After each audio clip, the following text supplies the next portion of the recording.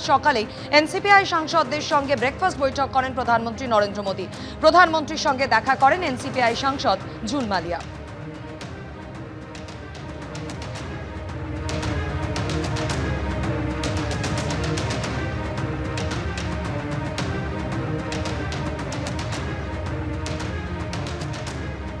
লোক কল্যাণ মার্গে নিজের বাসভবনে এনসিপিআই সাংসদদের সঙ্গে বৈঠক করেন প্রধানমন্ত্রী নরেন্দ্র মোদী।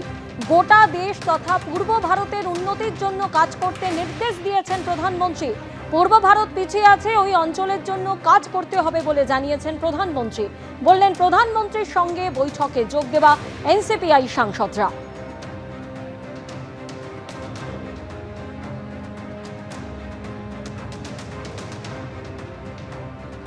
আমাদের প্রাইম মিনিস্টার সবার সঙ্গে খুব ভালোভাবে কথা বলেছেন এবং প্রত্যেকের সঙ্গে গল্প করেছেন চায়ের জায়গায় বসে, এবং প্রত্যেককে বলেছে যে আপনাদের কন্ট্রিবিউশন চাই এবং আপনারা আপনাদের যে উন্নয়নের কথা ভাবছেন কিভাবে করছেন, তাতে আমাদের সব এমপিরাই ছিল এবং নাড্ডাজি ছিল, নীতিন নবীনজি ছিল।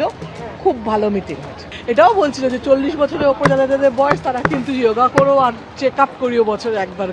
চা নিয়ে বসেছিলেন, আমরা ওই পায়েস টায়েসও খেয়েছি। এনারা দিশাহারা, এরা এলাকার মানুষের কাছে মুখ দেখাতে পারছে না।